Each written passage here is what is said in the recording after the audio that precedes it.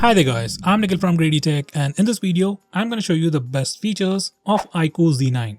Now the most highlighting feature about this phone is definitely its performance. It comes with a MediaTek Dimensity 7200 processor with Mali G610 MC4 GPU. Purely in terms of performance, this is the best phone under 20,000 rupees. So if you're looking for a high performance phone for regular usage or for gaming, this is the one to go. By the way, these are the benchmark scores.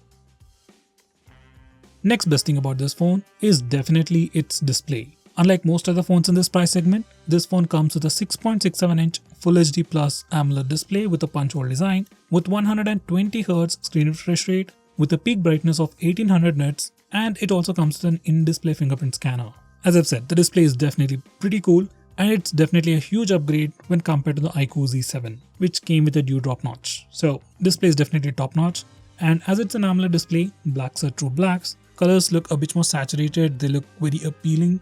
Gaming feels great, and watching videos and movies also feels incredible. Next, this one also comes with dual stereo speakers and they sound super loud.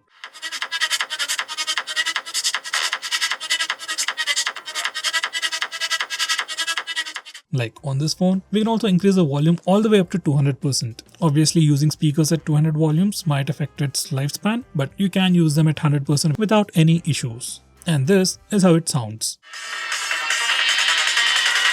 Move your body.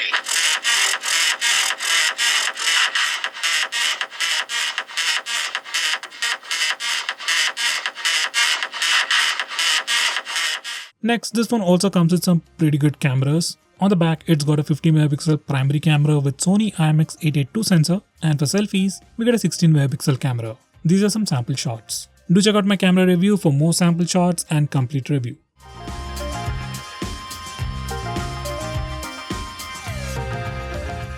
Next, this phone also has a pretty good battery life. It comes with a 5000 mAh battery and a 44-watt flash charger inside the box. Once again, you don't have to buy a charger separately, and the charging speeds are pretty good for the price.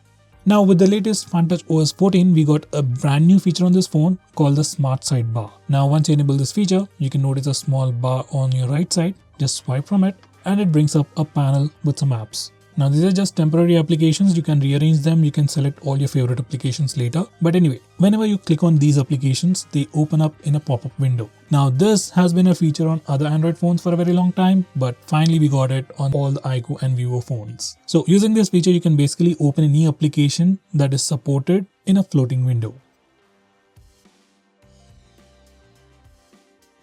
Next, we are going to talk about small window. Now this feature allows you to open applications in a smaller window. You can do that directly from the recent apps page. Go to the recent apps, click on the app icon and click on open in a small window. Once you do that, that particular application will open up in a floating window. You can move it around, you can resize it, you can minimize it into a pop-up bubble. When you click on the bubble, it opens up in a mini window. Next, we also have the option to maximize the app to full screen or close it. By the way, we can only use one application in mini window and we can't use it along with split screen mode. Next, we are going to talk about global search. Now this particular feature is enabled by default, and whenever you are on the home screen, you can just do a swipe down gesture to go to global search. Now from here, you can search everything on your phone. You can search for applications, contact names, messages, files, and even settings. This feature is actually pretty similar to the one you can see on iPhones, and it also works pretty well. Next, we have an inbuilt application to lock applications. Now for some security reason, if you want to lock applications, net banking applications, or in some cases if you want to even lock games, you can do that using this feature.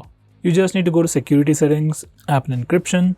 For the first time, you need to give it a unique password, and this password can be different from your lock screen password. Now select the applications that you want to lock, and you can also select on what basis it should be locked. Like whenever you lock your phone or whenever you close an application, those applications will be locked. You can also choose to unlock locked applications using facial data and fingerprint scanner as well, which can be pretty useful.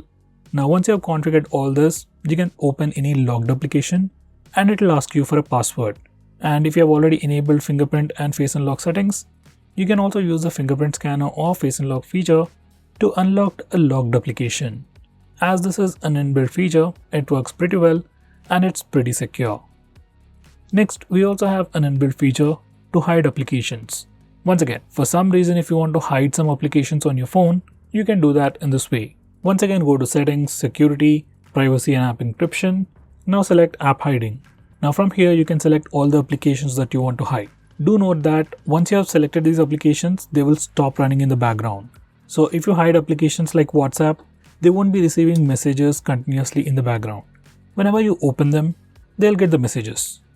Next, make sure you enable this particular toggle, View Hidden Apps, to check out your hidden applications. Now once you're done, you can go to the home screen and check out that all the hidden applications are hidden on your home screen. Even if you search for them on the Play Store, it will not show as installed. Even in your recent apps page, you won't find those hidden applications. Now to access those hidden applications, there are two ways. One is go to the same location, that's Settings, Security, Privacy and App Encryption. From there you can check out all your hidden applications. Another way is using a gesture. On the home screen, swipe up using 2 fingers to access all the hidden applications.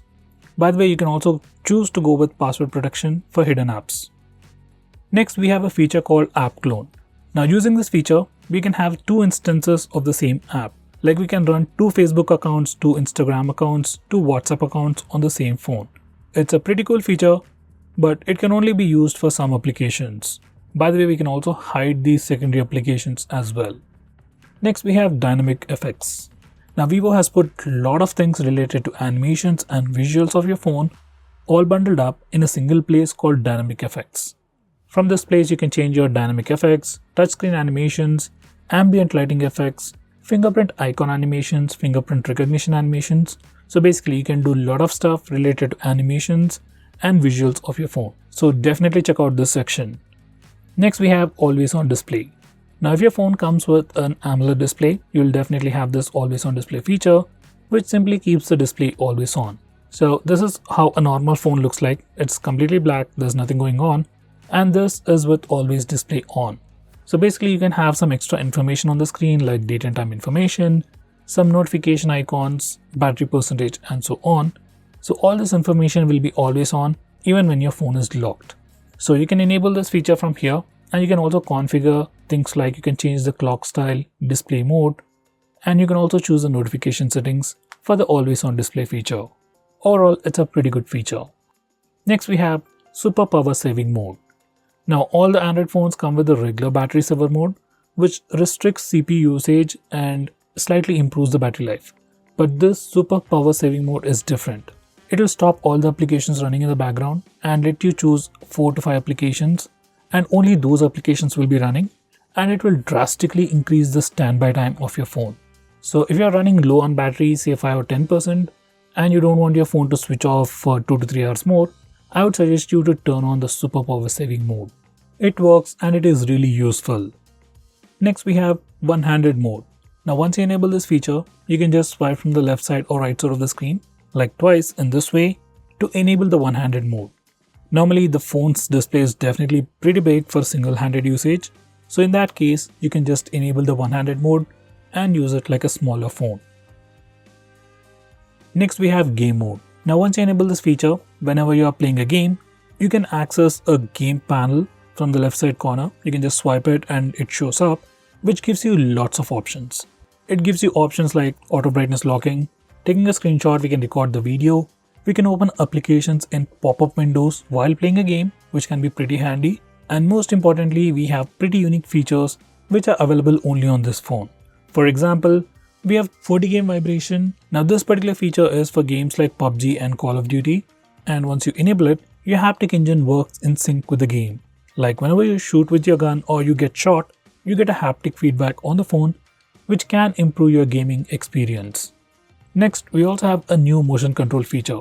Once again, you can enable it from the Game Assistant pop-up and then configure it. Once you enable motion control, you can drag the virtual button onto any function, and then the motion will trigger that particular function in the game. Once again, this is another nice addition to improve your gaming experience. Next, we have some super fancy gestures. First, we have double click to light. Once you enable this feature, like instead of pressing the power button to go to the lock screen, you can just double tap on the screen to light up the screen.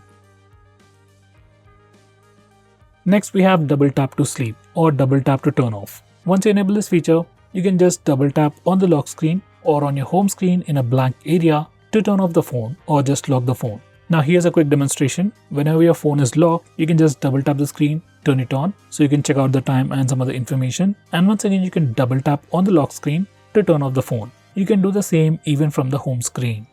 Next we have Raise to Wake. This is another super handy feature. Once you enable this feature, you can just pick up your phone from a table and the display lights up automatically. If you are using Face Unlock feature, it can make the unlocking process even more seamless. You just need to pick up your phone from the table, just look at the display, your phone lights up, checks your face and unlocks the phone. Once again, this is a pretty cool gesture.